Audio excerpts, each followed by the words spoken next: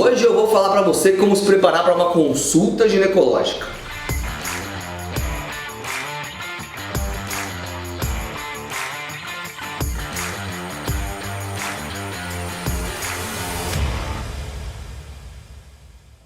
Fala meninas, tudo bom? Pra quem não me conhece, eu sou o Dr. Bruno Jacó e você está no maior canal de saúde íntima do mundo. E muitas meninas me perguntam: doutor, tô indo passar em consulta aí com você. O que eu tenho que fazer? Eu tenho que me preparar? Eu tenho que depilar? Não tenho que depilar? Quanto tempo antes eu tenho que ficar sem relação? O que eu tenho que fazer? O que eu não tenho que fazer? Primeiro e mais importante, você pode vir com a depilação do jeito que você quiser. Você pode vir com a calcinha do jeito que você quiser. Você é livre pra vir da maneira que você quiser. Antigamente os ginecologistas davam bronca na mulherada porque se depilava, porque tirava todo o pelo e o pelo fazia proteção. E aí a mulher queria ficar sem pelo, mas tinha consulta marcada no ginecologista e tinha que deixar crescer só pra ele não achar.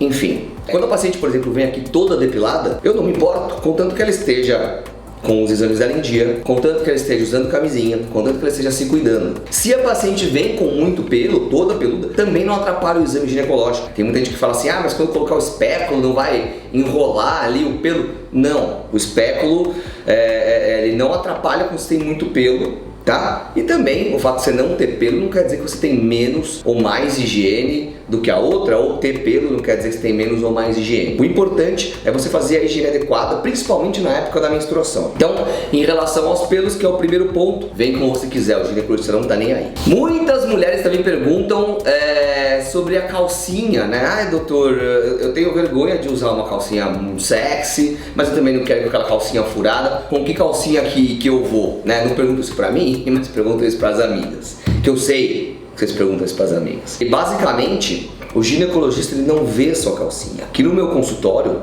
eu tenho uma sala com uma cortina, né, que é um trocador, que a paciente se troca, ela deixa a calcinha dela lá, ela fecha a cortina quando ela sai com um roupão e pronto, né? Tá pronta para ser examinada. Eu nem fico na sala, na verdade, enquanto a paciente está se trocando. Quem fica na sala enquanto a paciente se troca é uma enfermeira minha. Então, no geral, a calcinha, o sutiã, a cor do sutiã, o tipo da calcinha também não tem problema nenhum. O que mais muda realmente é o tempo de ficar sem relação. É claro que você não vai ter relação quando você tiver, vai passar comigo aqui de tarde, vai ter relação de manhã, né? Vou fazer um exame especular para ver o seu corrimento e vai estar cheio de sêmen ali do seu marido. Não quero ver sêmen de homem. E também quero ver o seu corrimento, quero ver a sua flora, quero ter uma noção mais ou menos do seu pH. Às vezes a própria relação ela irrita, né? E aí eu posso achar que o seu colo do útero está vermelho porque está irritado e na verdade foi só por causa da relação. Ou você pode fazer uma fissura durante a relação e eu achar que é uma fissura crônica. Então, relação no dia, nada feito. Ah tá, mas e um dia antes? 24 horas antes. Às vezes pode atrapalhar o Papa Nicolau. O Papa Nicolau, como eu falei, a própria relação inflama e ela fica por muito tempo inflamado, né, o colo, e a própria relação pode acabar atrapalhando como a gente vai analisar o seu exame de Papa Nicolau. Então é muito importante que você não mantenha a relação 48 horas antes. Aí quem é minha paciente agora vai até achar esquisito, né? Porque tem muita gente que liga na recepção e fala: meninas, eu tinha consulta com o Dr. Bruno, mas nossa, acabei tendo relação ontem, esqueci, tenho que cancelar a consulta. E eu falo para as minhas pacientes não cancelar, porque eu colho o Papa Nicolau aqui, alguns médicos também fazem isso, a gente colhe num meio de cultura líquida, que não é mais aquela lâmina de vidro que usava antigamente. Alguns médicos usam lâmina, mas a vantagem da cultura líquida é que você pode ter relação em menos de 24 horas e colher Papa Nicolau. Porém, se der alguma alteração no seu Papa Nicolau e a gente achar que é por conta da relação que você teve, você vai ter que repetir o Papa. Então o ideal é ficar 48 horas sem ter relação, para não deixar nenhuma dúvida, entendeu? Veio inflamação, é uma inflamação crônica, veio uma alteração, não tem nada a ver com a relação, já vamos biopsiar e assim por diante. Outra grande pergunta é: levo meu marido? Essa pergunta é interessante. E essa pergunta você não tem que fazer pra mim, você tem que fazer pra você. É muito comum lá na porta, quando eu chamo a paciente pra entrar, ela olhar pra mim e falar: ele pode entrar? Aí eu falo: olha, eu tenho 2 cadeiras aqui. Mas quem manda é você. Porque às vezes você quer falar uma coisa que é constrangedora falar na frente do seu marido. Às vezes você quer falar mal do seu marido.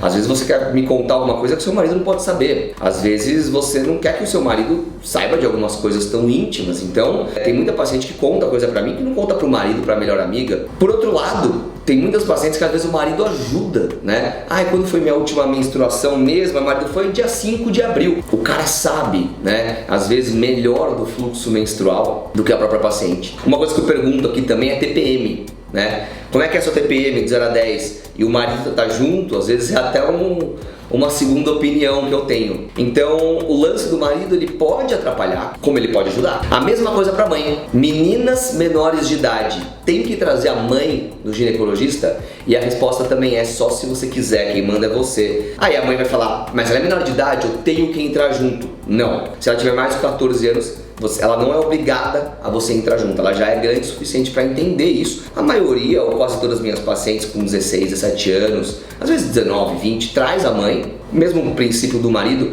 às vezes quer contar uma coisa que esquece de falar, ou ajuda a lembrar de data, ou a pessoa é um pouco mais tímida e a mãe da menina já é minha paciente, e aí ajuda um pouquinho a desenrolar. Então, esse negócio da mãe é bem interessante por isso, mas por outro lado também atrapalha, né? Às vezes a menina quer falar que perdeu a virgindade, mas não quer falar na frente da mãe, e não tem problema nenhum. Então, tem mãe que dá esse espaço pra filha, né? Tem mãe que é mais curiosa, e isso pode atrapalhar um pouquinho a consulta, mas no geral, se tiver uma boa relação entre a esposa e o marido, entre a mãe e a filha, dá pra fazer uma consulta legal com a pessoa na sala, sim. Outra pergunta também muito comum é: você vai me examinar na primeira consulta? E a resposta é: só se precisar ou só se você quiser. Tem muitas pacientes minhas aqui, como por exemplo, gerente de banco, que é minha gerente no banco, ou que é corretora dos meus imóveis, ou professora da minha filha, que também passa aqui comigo, que às vezes não quer ser examinado. Fala, doutor, eu vi que você trabalha com hormônio, eu vi que você trabalha com isso, com aquilo, algo que eu não preciso examinar. Já trouxe o Papai Nicolau, já trouxe o ultrassom, já trouxe tudo. Ou às vezes a pessoa tem que colher o Papai Nicolau, ela fica constrangida por ser eu, né, por ser um conhecido ou alguma familiar minha, e aí eu ou mando a minha enfermeira colher, que eu tenho uma enfermeira que colhe, ou eu peço para ela colher fora e me traz o resultado, não tem problema nenhum. A gente pode conversar sobre libido, a gente pode conversar sobre hormônio, a gente pode conversar sobre um monte de coisa que eu não preciso examinar pelo fato de eu ser ginecologista, né? Então, no geral, é mais uma coisa de ficar à vontade. É lógico, algumas vezes eu tenho que examinar, se eu não examinar isso pode atrapalhar a consulta, mas as minhas pacientes no geral não tem esse problema não. Então é isso aí, meninas. Se você gostou desse vídeo, se inscreve no canal, tá? Vou deixar aqui embaixo também meu Instagram, minhas redes sociais. Se você tem alguma dúvida sobre a primeira consulta, põe aqui embaixo ou manda lá no Instagram, @drbrunojacó, e vamos continuar aprendendo tudo sobre saúde da mulher. Tchau, tchau e até a próxima.